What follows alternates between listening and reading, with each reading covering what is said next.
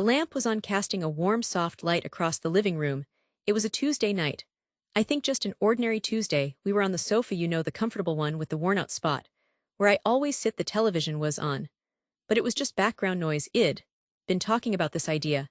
I had it wasn't anything huge, not at first, just a little thought that had been growing in my mind for a while. A small business, maybe, something online, selling the pottery I used to make a lifetime ago. Maybe taking a class, learning a new language, just something for me. That first step led to another. I started researching kilns. I looked up local community college courses. I began sketching designs again late at night, in a notebook I kept hidden in my bedside drawer. It was my secret project, my rebellion. There were so many moments of doubt. I'd look at the websites of younger artists, people in their 20s, with thriving online shops. And I'd think, he's right. What am I doing? I had to learn everything from scratch: social media, building a website, photography. It was my pottery. It's terrifying, isn't it? And she smiled. And in that moment, the entire room changed. It was no longer a room of strangers, it was a room of potential allies. That me too was a lifeline. It was the first time I felt truly seen. That was the beginning of the tribe. And once you find your people, everything changes. It's not just about moral support, though that's huge. It's about practical, tangible things. I partnered with a woman named Maya for accountability. Every Monday morning we'd have a 15-minute video call. We'd state our one big goal for the week. And every Friday we'd check in, knowing that Maya was expecting an update, that she was going to ask me about that supplier I was avoiding, that kept me moving forward on weeks when I would have gladly hidden under the covers. It wasn't about shame, it was about not wanting to let down someone who believed in me. Then there was the skill sharing. I was good at the creative side, the product development, but my website was a mess. Linda from my online group was a whiz at web design, but hated writing product descriptions. We traded hours. I wrote copy for her. She optimized my site. It was a pure exchange, no money involved, just a lifting of each other up. We collaborated, we became stronger together than we ever could have been alone. And the emotional support, having a place where you can be truly honest, where you can say, I think I'm going to fail, and instead of getting a platitude, you get a chorus of yep. Felt that way last Tuesday. Here's what I did. You can celebrate the tiny wins that no one else would understand. When I got my first 10 orders in one day, I didn't call my sister, I posted it in the group. And the celebration was immense, because they knew what it took to get those 10 orders. They knew the years of doubt, the late nights, the fear. That shared context makes every victory sweeter, and every setback easier to bear. The mentality shifts completely. It stops being I have to figure this all out by myself, and becomes we are figuring this out together. The lonely I can't is replaced by a powerful we can. You stop seeing other women on similar paths as competition, and start seeing them as comrades in arms. Now my role has changed. I am not just a member of the tribe anymore. I help lead it. I mentor 2 women who are where I was 3 years ago, all witty-eyed and terrified. We meet for coffee once a month. And I listen. I tell them about my stumbles, my failures. I try to be the person I needed back then. And I've started a small local meetup group for creative women over 40. We meet in a bookstore cafe. And the energy in that room is palpable. It's a room full of hope and mutual respect. So this is the final message, the one I wish I could have heard back when I was sitting alone at my kitchen table. Your dream might feel solitary, it might feel like a path you have to walk alone. But you don't, you really truly don't. There's a whole world of people out there waiting for you. They are in online forums. They are at local classes. They are in the coffee shop looking just as unsure as you feel. Your tribe is waiting. You just have to be brave enough to look for them. And when you find them, your job is to do more then just take the support. Your job is to become the support, to turn around and reach your hand back for the person coming up behind you, because that's how the tribe grows. That's how we all move forward together.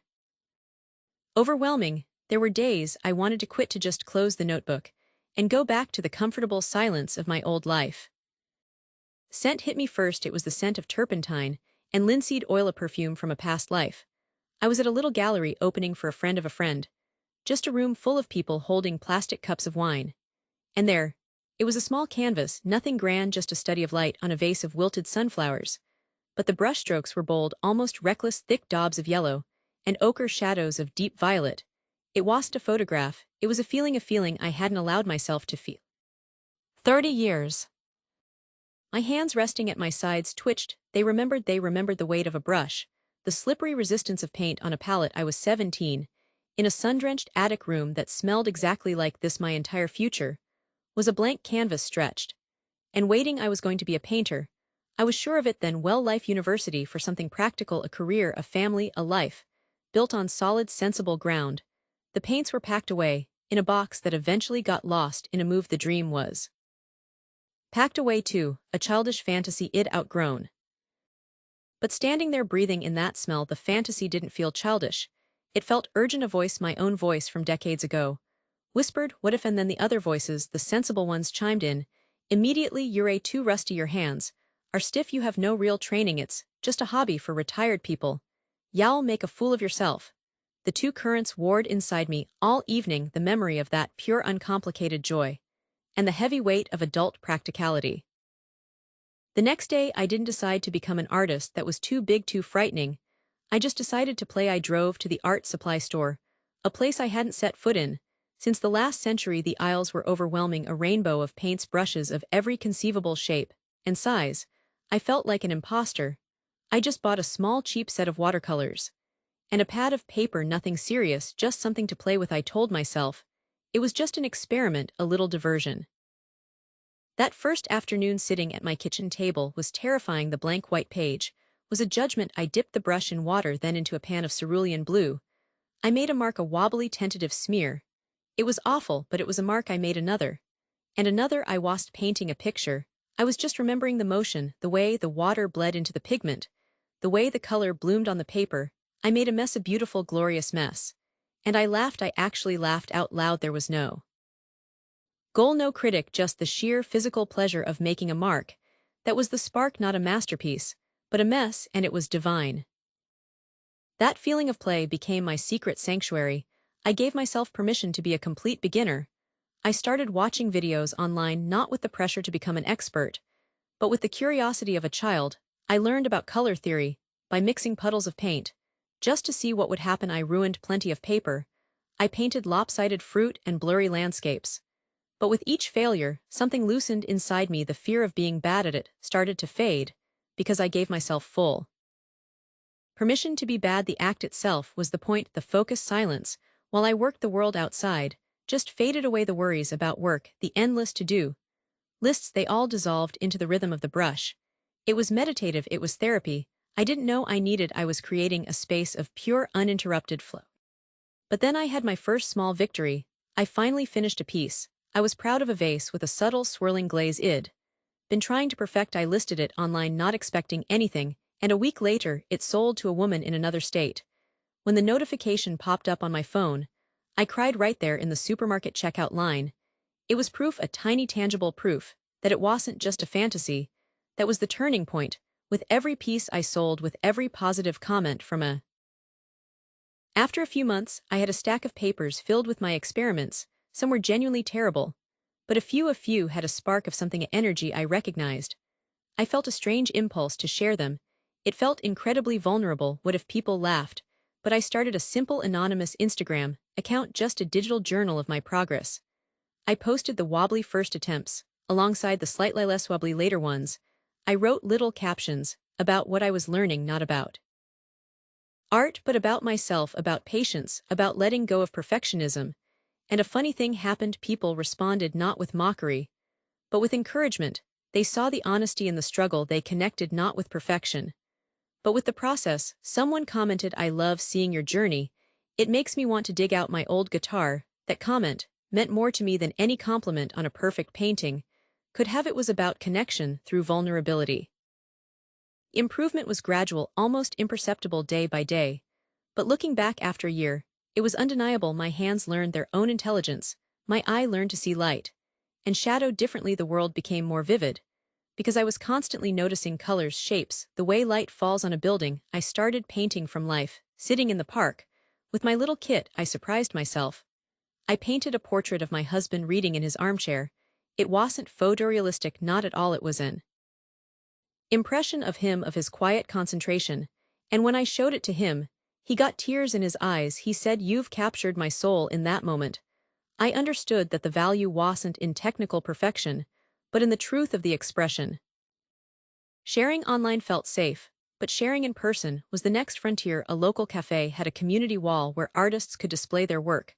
I spent a week agonizing over the decision. It felt like standing naked in public. But I chose 3 pieces, framed them simply, and with a racing heart I handed them over the day.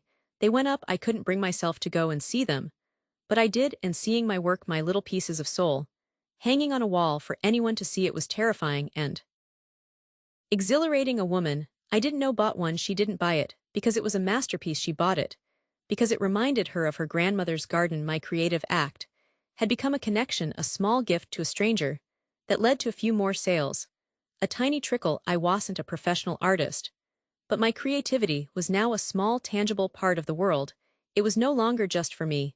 And the most profound realization washed over me: this expression, this need to create it, has no expiration date. It is ageless. It was lying dormant in me for decades, but it was never dead.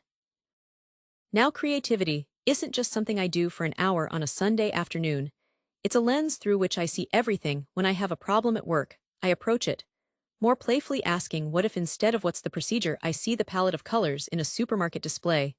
I listen to music and hear the layers, the composition. My relationship with my husband is richer because we collaborate on creative projects around the house. My view of myself has fundamentally shifted. I am no longer just a their job title. I am a person who creates. I am an artist because I choose to engage with the world in an artistic way. The goal was never fame or a second career. The goal was always the doing. The goal was to live an artistic life, which is simply a life attended to, a life felt deeply, and a life expressed. So if you're listening to this, and there's something, a flicker of a memory, a dusty guitar case in the closet, a half-finished manuscript in a drawer, a longing to dance, to pot, to sing, to bake, to build, don't dismiss it as a hobby for later. That flicker is a signal. It's the most vibrant part of you asking for air. You don't need to be good at it. You just need to show up for it. Buy the cheap sketchbook, strum the autochtone guitar, write the bad poem, embrace the messy, glorious, imperfect beginning. Do it just for the customer. My confidence grew. The voice in my head that said you're too old got quieter and quieter, until one day I realized I couldn't hear it anymore. It had been replaced by my own voice, saying, you can do this. Sheer useless, beautiful joy of it. Your most vibrant, most authentic, most alive self is not a memory. It's not locked in the past. It's waiting for you on the other side of that very first, tentative, courageous mark. My passport had been tucked away in a drawer for over a decade. I think it wasn't just a document. It was a fossil. When I finally dug it out, the cover was dusty, and the pages were blank. A stark white emptiness that seemed to mock me. All my life I'd been a dreamer. I had shelves full of books about the Amazon rainforest, the temples of Angkor, the Scottish Highlands. I'd watched documentaries and get this ache, this deep visceral pull to be in those places, but it was always a fantasy, something for other people. For the young and the brave. For me, it was always someday. And someday is such a dangerous word, isn't it? It's a promise you never have to keep. It lets you off the hook. For me, someday was code for a list of excuses. So long, it could have been its own book. The cost, always the cost. How could I possibly justify spending that kind of money on myself? Then there was safety. The world felt so big and unpredictable, full of stories about things going wrong. My health wasn't what it used to be. What if I had a problem far from home, and the biggest ghost haunting me was the idea that I was simply too old. Adventure travel, the kind I dreamed of, was for people in their 20s with backpacks and a reckless spirit, not for someone with sore knees and a comfortable routine. The shift didn't happen overnight. It was a slow, simmering realization that began on a Tuesday. I was looking at a calendar, just an ordinary day, and I counted the years I had left, statistically speaking, and the number of some days felt terrifyingly finite. The dream wasn't fading, it was burning brighter. Because I could see the end of the road, I realized the greatest risk wasn't traveling to a strange place. The greatest risk was staying right here in this chair until it was truly too late. I decided right then that someday was a coward's word, and I was done with it. Someday was now, and I was the person to make it happen. The first step was the most terrifying. I sat at my computer, my heart pounding, like I was about to commit a crime. I researched group tour for solo travelers, specifically for people over 50. I found one, a hiking trip in the Dolomites. It seemed manageable, but still adventurous. I filled out the forms, my fingers shaking. I entered my credit card information. I stared at the Purchase Now button for a full 10 minutes. It felt less like a click and more like jumping off a cliff. Then I did it. I clicked it, and just like that I had a ticket to Italy. The fear was still there, a cold knot in my stomach. But underneath, it was something new, something electric. It was the thrill of having finally chosen myself. The months between booking the ticket and leaving were a whirlwind. I became a planner. This wasn't just about dreaming anymore, it was about conquering logistics, and more importantly, conquering fear. I dove into research, I read every blog, every guidebook, I joined online communities with names like Never Too Late Travel and Senior Nomads. It was a revelation I wasn't alone. There were thousands of people like me, people who had discovered this life. After 50, 60, even 70, they shared tips on. And now my life looks nothing like that. Quiet Tuesday night on the sofa. My spare room is a studio filled with the smell of clay and glaze. My calendar is filled with orders. Last month, I shipped a set of dinnerware to Paris. I am planning a trip there myself next year to see the city and maybe visit some galleries. The shift with him was gradual. At first it was quiet skepticism, then a kind of bewildered curiosity. He'd see me packing an order. And just watch now, there's a respect there. Everything from the best travel insurance to the most comfortable walking shoes for arthritic feet. I addressed my fears head-on. By starting small, I booked a weekend trip to a city a few hours away. By train, a place I'd never been. I forced myself to navigate the station, find my hotel, and explore alone. It was a practice run for my bigger adventure. I learned to pack light. I laid everything out on my bed, and then put half of it back. I embraced adaptability. My mantra became things will go wrong. That's part of the story. I shifted my entire mindset. A missed connection wasn't a disaster, it was a chance to see a new train station. A rainy day wasn't a ruined day. It was an opportunity to find a cozy cafe and watch the world go by. I was no longer trying to avoid challenges. I was learning to welcome them as part of the adventure. Then I was there, the airport, the long flight. And suddenly I was stepping off a bus into the crisp, thin air of the Italian Alps. The mountains weren't just a picture in a book anymore, they were immense, solid, real. I could smell the pine trees and hear the cowbells echoing in the valleys. The first major hike was a test. My body protested, my lungs burned. People half my age strode past me. But I put one foot in front of the other. I focused on the path right in front of me, the rough texture of the rock, the wildflowers pushing up through the cracks. And when I finally reached the summit, the view stole my breath. It wasn't just the staggering beauty of the peaks stretching to the horizon. It was the realization that me with my dusty passport and my fearful heart had gotten myself here. This wasn't a dream. It was an accomplishment. I felt a wave of empowerment, so strong it brought tears to my eyes. I was self-reliant in a way I had never been before. Another day, I wandered through a weekly market in a tiny village. The language was a beautiful, incomprehensible music. I pointed and smiled at the old woman selling cheeses. She handed me a sample, her hands gnarled and strong, and her face broke into a sun-warmed smile. We couldn't exchange a single word, but we shared a moment of genuine human connection. I sat on a bench eating that cheese, watching life happen in this place so far from my own, and I felt a profound shift. The problems I had back home, the worries that had seemed so monumental, they shrank to their proper size. They were small, manageable things. The world was so vast and full of wonder. Travel didn't make my problems disappear, but it gave me the perspective to see that most of them weren't mountains, they were molehills. I stopped buying souvenirs. What was I going to do with another trinket? Instead, I started collecting experiences, the feeling of the cold, clear lake water on my skin. After a long hike, the taste of a perfectly ripe peach, bought from a roadside stand, the sound of complete silence, in the heart of an ancient forest. These were the treasures I was bringing home. They couldn't break or gather dust, they became a part of me.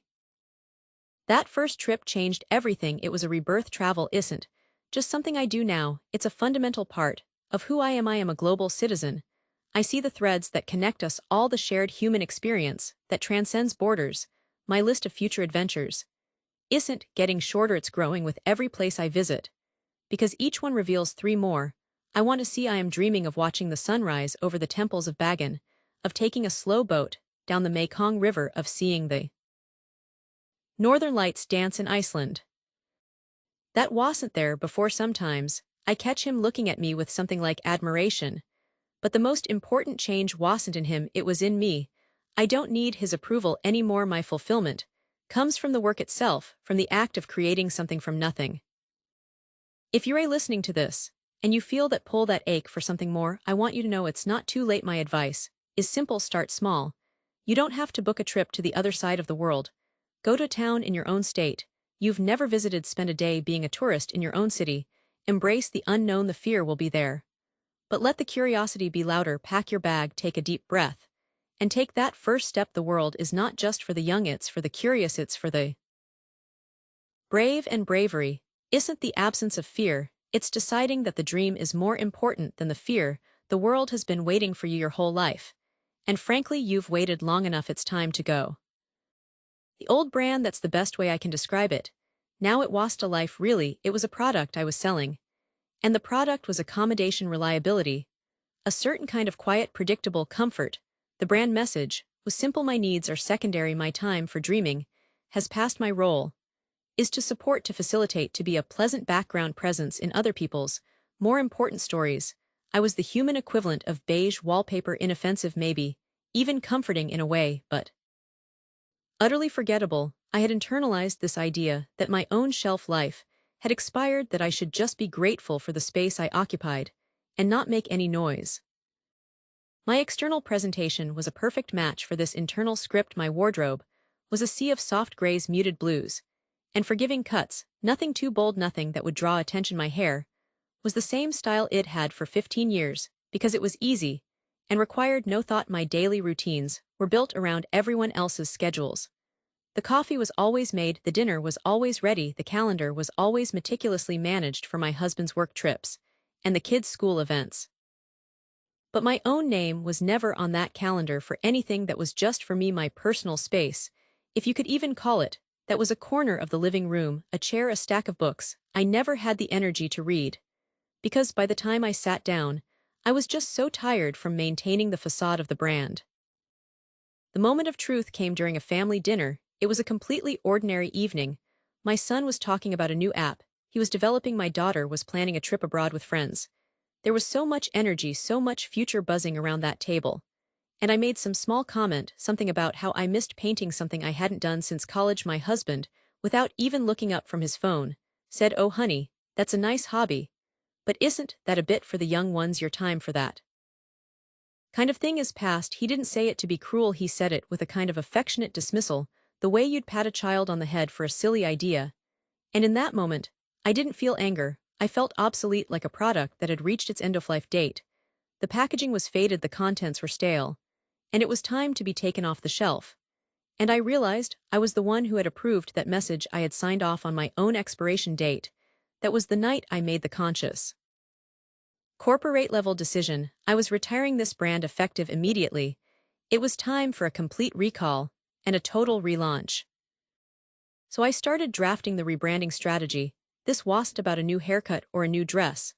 This was about designing a new me from the ground up. First, I had to define the new brand values. What did I stand for now? I wrote it down in a notebook I bought just for this project: boldness, not aggression, but a willingness to take up space, creativity, the active pursuit of making things, not just consuming them, adventure, a commitment to saying yes to things that scared me, and above all, authenticity. Age isn't a barrier. I see that now with such clarity. It's an asset. All those years I thought were wasted, they gave me patience. They gave me resilience. I know what I want now in a way I never did when I was 20. I have a lifetime of experience to pour into my work. The dream isn't some far-off, fragile thing anymore. It's my reality. I am living it every single day. And if you're listening to this, if you have a dream you've been putting off because you think it's too late, or you're too old, or it's not refusal to pretend to be smaller or quieter or less complex than I actually am. The internal rebrand was the most critical phase. I had to rewrite the company mission statement in my own head. Every time I heard the old narrative, "You're too old for this, just be content, don't rock the bow tie," would consciously counter it. I started saying affirmations that felt ridiculous at first, but then they started to feel true. I am a work in progress with valuable contributions to make. My age brings wisdom, not limitations. My desires are valid and worthy of pursuit. I began a practice of morning pages, just dumping all my thoughts onto paper, and I started to uncover the person I had been before I packaged myself for public consumption. She was still in there. She was just buried under years of marketing for a product she never believed in. Then came the external rebrand. This was the fun part. But it was also strategic. I looked at my wardrobe and saw a museum of my former self. I didn't just go shopping. I conducted a product clearance. I donated bags and bags of clothes. I wasn't just getting rid of clothes.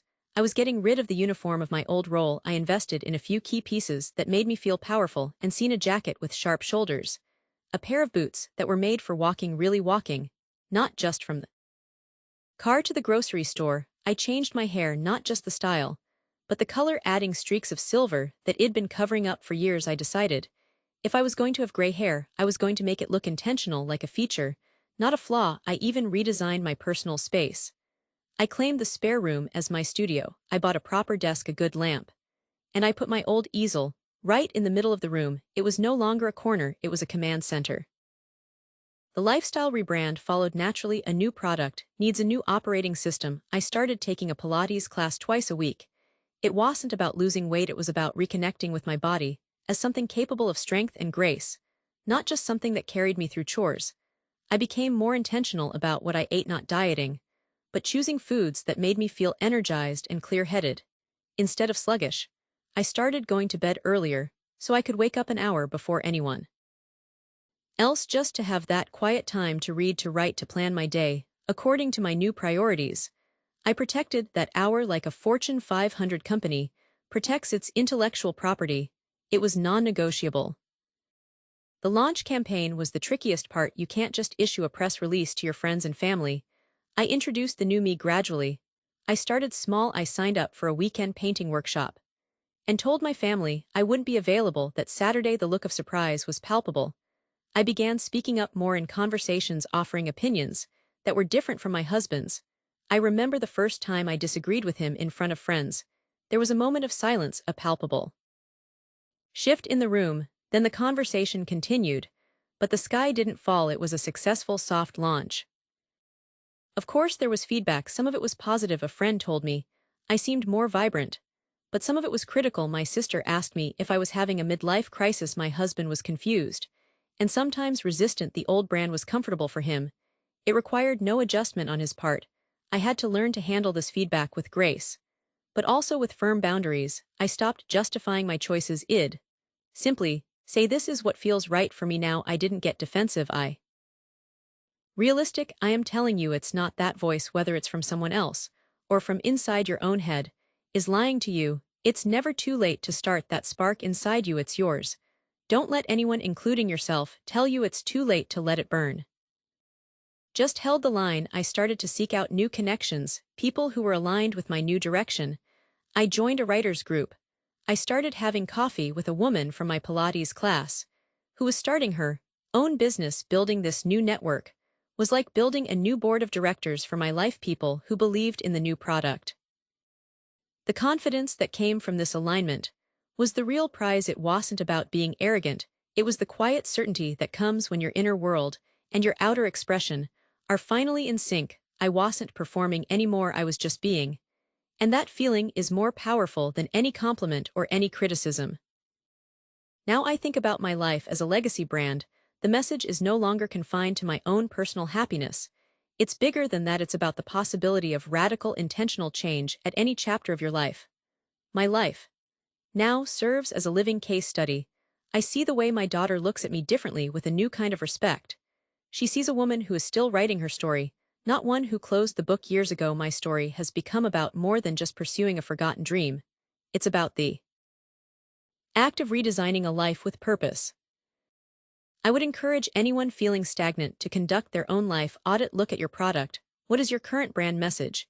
Is it one you consciously chose, or one you just fell into? Examine your packaging, your style, your routines. Do they reflect who you are now, or who you thought you were supposed to be a decade ago? Audit your internal software beliefs you have about what you can and cannot do. Are they serving you, or are they holding you back?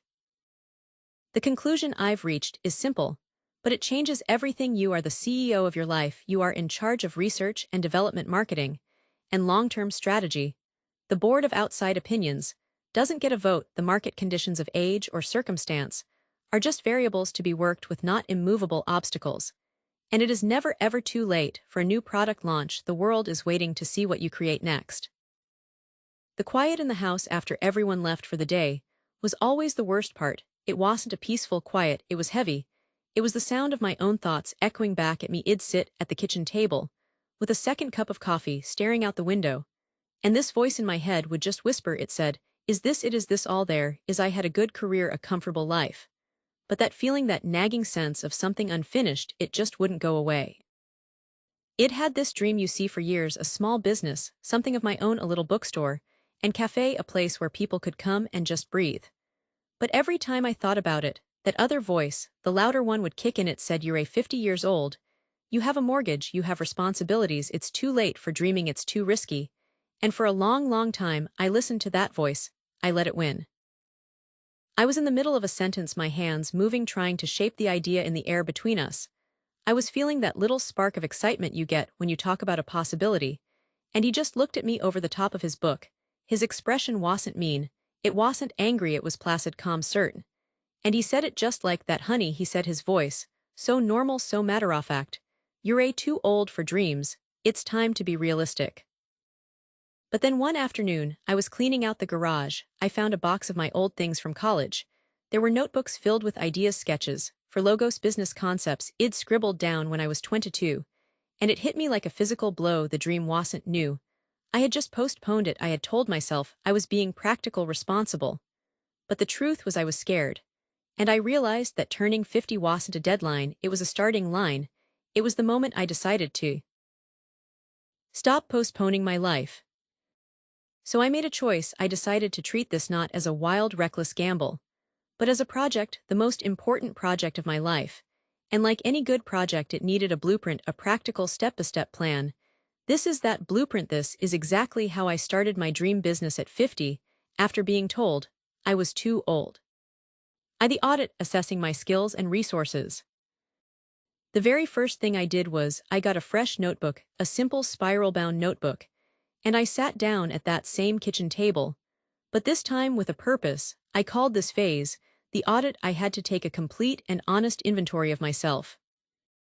I started with skills, not just my job title, but everything I knew how to do. I made 2 lists. On the left, I wrote down all the hard skills, the things I'd learned from 30 years in project management, budgeting, scheduling, managing teams, writing reports, negotiating with vendors. All of that went on the list. Then on the right, I listed the soft skills, the things you pick up from just living a life: patience, from raising kids, empathy, from navigating difficult times, resilience, from getting back up. After setbacks, I looked at those 2 lists side by side, and I saw my real resume. It wasn't just a list of jobs, it was a toolkit. I had decades of experience in solving problems. And that's what starting a business is really. It's one big problem that you solve piece by piece. Next, I audited my resources. This had to be brutally honest. I looked at my savings. I calculated exactly how much money I could allocate to this venture, without jeopardizing our family's security. It wasn't a massive amount. This wasn't a venture capital situation. It was a bootstrap operation from day one. I looked at my time. I was still working my full-time job. So I blocked out time: 2 hours every weeknight, after dinner 8 hours total on the weekend. That was my business time. I had to protect it fiercely. Then the most important part of the audit, defining the dream with absolute clarity. I want to open a bookstore is a nice idea, but it's vague, so I drilled down. What kind of bookstore? Who is it? For what will make it different? I wrote a single clear sentence at the top of a new page. To create a warm, welcoming community hub that specializes in curated nonfiction and serves high-quality, locally roasted coffee. That sentence became my compass. Every decision I made after that, I would measure against it. The words didn't hit me like a slap. It was worse than that. It was like all the air just went out of the room, out of me. I felt myself shrink right there, on the sofa. I could feel the texture of the fabric under my fingers. But I couldn't feel anything else. Too old. The words echoed in the silence he left behind. He went back to his book, as if he'd just commented on the weather, as if he hadn't just taken this little fragile thing I was holding out and dismissed it completely. I became invisible. Was this action moving me toward that specific goal? Finally, I wrote down my why. Why was I doing this? Not for money. My why was simple: to build something meaningful with the time I have left, and to create a legacy my family can be proud of. I knew there would be days I'd want to quit. On those days, I would come back and read that why. The foundation, building a plan on a budget. With the audit complete, I had the raw materials now. I had to build the foundation. And I had to build it cheaply. This was all about a bootstrap mindset. I embraced the idea of a minimum viable product. I couldn't afford to build my dream bookstore on day one, so what was the smallest version of it I could create? I decided to start online a simple e-commerce site selling a carefully selected list of books. That was my MVP. The plan was phased: phase 1 online store, phase 2 pop-up events at local markets, phase 3 a physical location. Breaking it down like this made it feel less overwhelming and much less risky. I became an expert in free tools. I used a free website builder to create my first site. I watched hundreds of hours of free tutorials on YouTube about e-commerce SEO and social media marketing. I didn't pay for a single course. The information is all out there, if you're willing to look for it. I set up my business legally as a sole proprietorship to start. Because it was the simplest and cheapest option, I went to the bank and opened a separate business checking account. This was crucial. It made everything feel official, and it kept my personal and business finances completely separate from day one.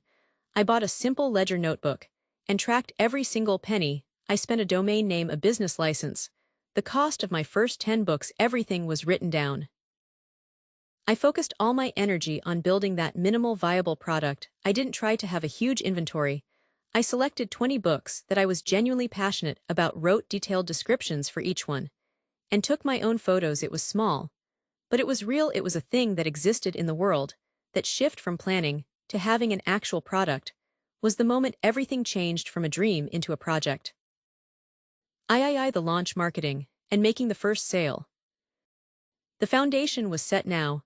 It was time to open the doors. The launch wasn't a big flashy event.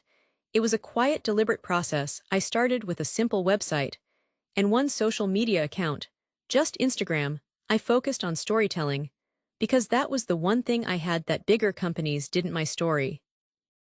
I didn't just post pictures of books. I posted pictures of my notebook, my messy desk, the box of books arriving at my doorstep. I wrote about why I chose each book. I talked about my journey, about starting at 50.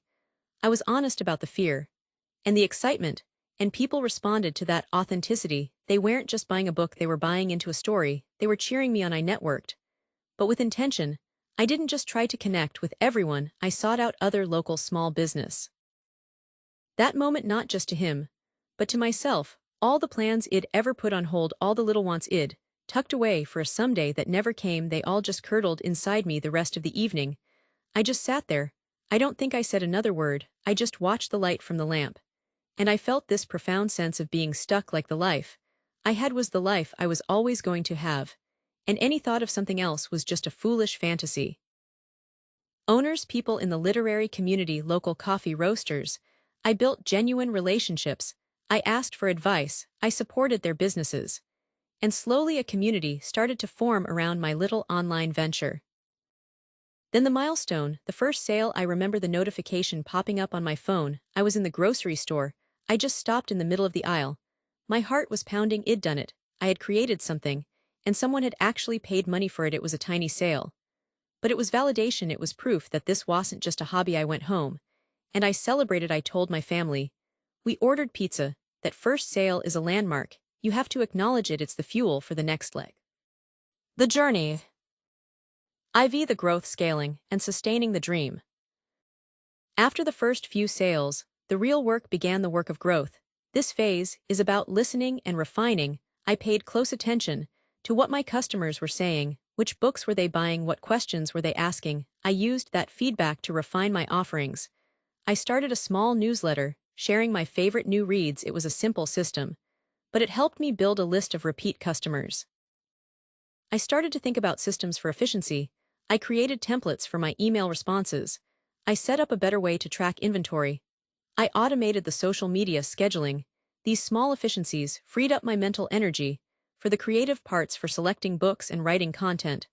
I reinvested every single penny of profit back into the business. The first profit I made, I didn't take it out as a salary. I used it to buy more inventory, then to upgrade my website, then to fund my first pop-up stall at a farmer's market. The pop-up was the next logical step. It was my first taste of a physical presence.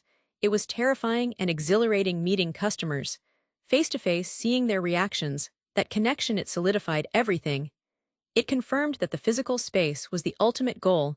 Now I am planning for that. I am setting new goals, saving for a deposit on a small retail space. The blueprint is evolving. And the final message, the one I want you to take away, is this: your age is not a liability, it is your greatest asset. When I started, I thought my lack of tech knowledge was a weakness. But my decades of experience in managing projects, in dealing with people, in persevering through challenges, that was my real advantage. The young entrepreneur might have more energy for all-nighters. But I had the wisdom to avoid the all-nighters in the first place. I had the patience to build slowly and sustainably. I had the resilience to not be crushed by a setback. My life experience became my unique selling point. It gave my story weight. It gave my business a soul. For days, it was just this quiet hum of hurt. I went through my routines, made breakfast, did the laundry, went to the grocery store. But it was like I was moving through water. Everything felt heavy. I'd look at myself in the mirror, and I'd see the lines on my face, and I'd hear his voice: too old. It started to poison everything. What was the point of thinking about the future if the future was just more of the same? I felt like I'd been given a diagnosis, a life sentence of quiet resignation.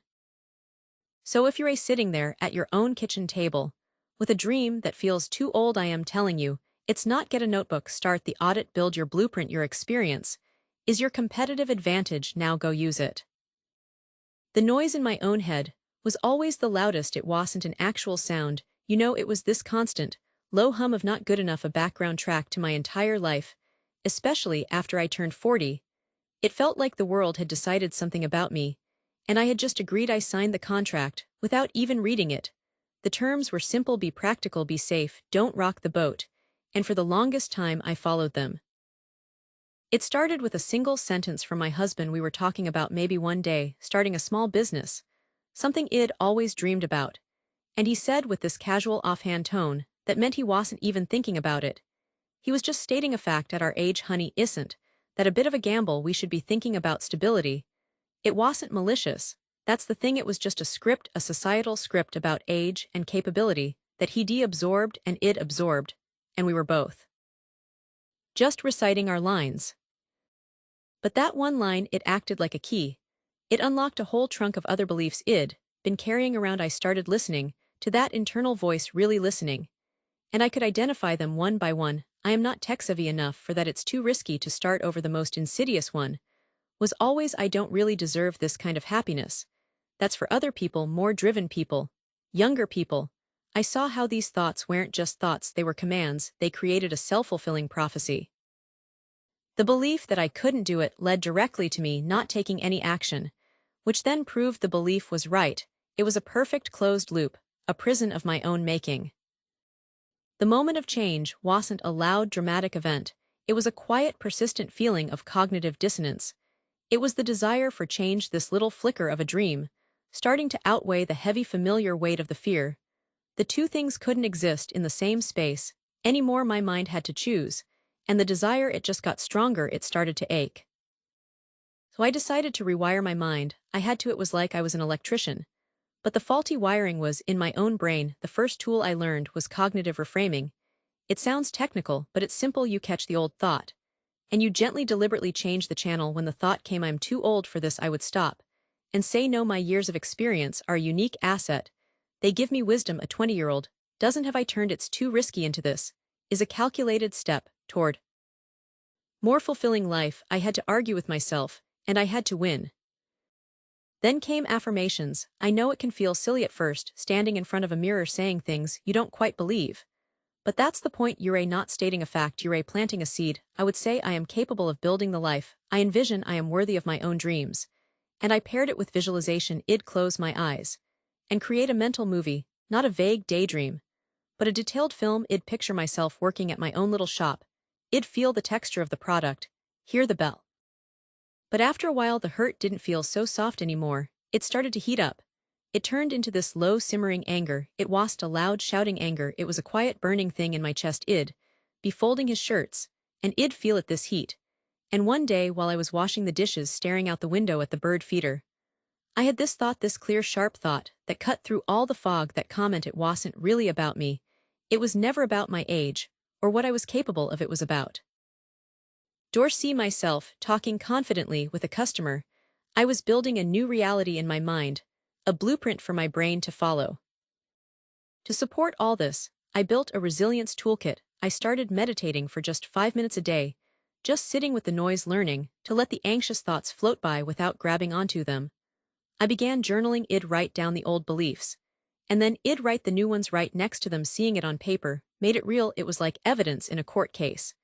And I was the judge. I also became very careful about what I consumed. I stopped reading magazines that made me feel inadequate. I sought out books about people who had started over later in life. I was surrounding myself with a new narrative, a new script to replace the old one. But the mind work alone wasn't enough. Thinking confidently is one thing. The real shift happens when you take empowered action. You have to build evidence against the fear. I learned about the concept of acting, as if you have to embody the identity of the person you want to become even before you feel like it. So I started with actions. So small they felt almost safe. The first step wasn't writing a business plan. It was buying a domain name. That's it, just a $10 purchase. But it was a physical act that said this is real, and when I did that, and the world didn't end, it created a tiny crack in the wall of fear. And I took another small step, and another. Each one was a piece of evidence. Look, I did this. And I was okay. I did that. And it worked. The fear was like a monster that thrived on the unknown. Every small action was like turning on a light in a dark room, and the monster would shrink back. I also made a crucial shift. I started celebrating courage, not just outcomes. If I made a call, and it didn't go well, I didn't focus on the rejection. I focused on the fact that I had the courage to make the call. Reframed every setback as a learning experience, data to be collected, not a failure to be mourned. And neurologically, I learned this is what was happening each time I faced a fear and took action. I was forging a new neural pathway. I was physically rewiring my brain for confidence. The old path, the fear path, was getting overgrown from lack of use. Now the internal result is this quiet confidence. It's not loud or boastful. It's a deep, steady hum that has replaced the noisy self-doubt. I don't need someone else to tell me I am on the right path. The dream itself, the process of moving toward it, that's the reward. The external validation, I used to crave it, just doesn't hold the same power anymore. And a beautiful thing started to happen. As I began to live in alignment with this new self, I found myself sharing the journey, talking to other women who felt the same way I used to, and in sharing it, in seeing my own story reflected in their eyes, it reinforced my new identity. It made it more solid. The conclusion I've come to is this: the greatest dream I am living now isn't the business, though I love it. It's the freedom from those limiting beliefs. The prison door wasn't locked from the outside. I was the one holding the key all along, and finally, I decided to turn it. It was about his fear of change, his fear of a life that didn't follow the predictable script he had in his head. My dreaming made him uncomfortable because it challenged his reality.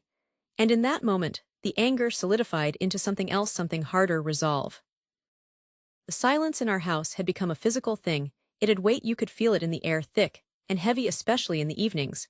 After we'd put the kids to bed, we'd sit on the same couch, a few feet of cushion between us.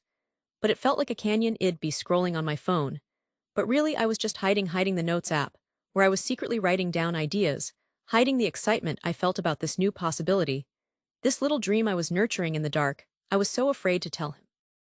Knew how it would sound: impractical, selfish, a risk we couldn't afford, so I kept it to myself, and the more I held it inside, the more the silence grew. He could feel it too, I know he could. It came out in little ways: a sigh when I said I was tired, a comment about how the laundry was piling up. He'd ask, "What's wrong?" and I'd just say, "Nothing, just tired," and we'd both pretend to believe it. The distance wasn't loud or dramatic, it was quiet. It was in the way we stopped talking about the future, because my future suddenly had a secret door in it that he didn't know about. I felt this constant low-grade guilt, like I was being disloyal to our marriage by having thought a ambition that existed outside of it. The loyalty I felt to him, to our life together, was starting to war with the loyalty I felt to myself, to this person I used to be, who had ideas and passions. I knew I couldn't live in that silence much longer. I had to choose, and choosing meant speaking. The night I decided to talk, my hands were shaking. I remember thinking this could break us. This conversation could be the thing that shifts everything permanently. I waited until the house was quiet. I didn't plan a speech. I just knew I had to start from a place of honesty, not accusation. I said I need to talk to you about something that's really important to me. And I told him about the dream, not as some grand finished plan, but as a quiet, persistent whisper I'd been ignoring for years. I used I statements like they tell you to in therapy. I said I feel like I've lost a part of myself, and I need to explore this for me. I didn't say you make me feel stifled. I made it about my need, not his failure. His first reaction was exactly what I'd feared: confusion, then defensiveness. How will this work? What about the kids' schedules? We can't afford for you to take time away from your job for a hobby. That word hobby, it stung. But I was ready for it. That's when the boundaries had to be set. I had to be clear and firm. I said, this isn't a hobby, this is a part of me. And I need you to respect that. We talked about practicalities. I presented a plan. I would dedicate 2 evenings a week, and Sunday afternoons. I wouldn't touch our savings. This was my project, my time, my investment. I wasn't asking for permission. I was informing him of a decision I had made about my own life. That was the hardest part, shifting from asking to telling. I knew I couldn't rely on him for the emotional fuel this dream needed, not at first, so I looked outside our marriage. I found a small group online, other women who were starting businesses later in life. I told a close friend, who became my cheerleader. Having that external validation was a lifeline. It reminded me that my dream was valid, even if the most important person in my life didn't see it. Yet his resistance didn't disappear overnight. There were weeks of tension. He'd make a comment about me being on my laptop again, and I'd have to consciously choose not to get defensive. I'd just say, yes, I am working on my plan, and I'd leave it at that. It was exhausting some days. I thought it would be easier to just let the dream go, but then I'd remember the weight of that silence, and I knew I couldn't go back to that. I didn't say anything to him. There was no big declaration. It was a private vow made right there, at the kitchen sink with my hands in the soapy water. I am going to prove him wrong, not for him, not to throw it in his face, but for me, because that spark he tried to extinguish was mine. It belonged to me, and I was going to fan it into a flame. The very next day, I took the first step. It was small, so small it felt almost silly. I went to the library. I sat at a computer in the quiet corner. The shift, when it came, was almost imperceptible at first. He asked a question, a real curious question, about what I was working on, not a challenge, but genuine interest. I answered him cautiously.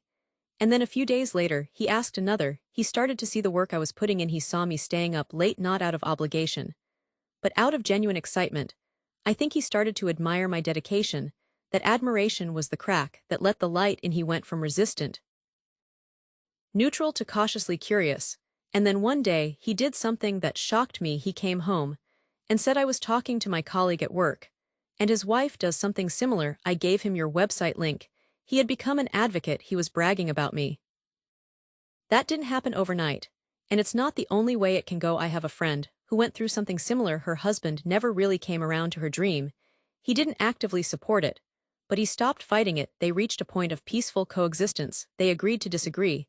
She pursued her path, he stayed in his, and they made a conscious effort to respect each other's journeys without needing full alignment. And that worked for them. The key for her, she said, was learning to not let his doubts become her doubts. She had to build her own confidence, separate from his approval. For us, the new dynamic meant redefining our partnership. I wasn't just his wife, the mother of his children. I was a woman with a mission. And he wasn't just my husband, the provider. He was becoming my partner. In a new, more complete way. We had to learn a new language. I had to learn to ask for help more directly. Can you handle bedtime tonight? I have a deadline.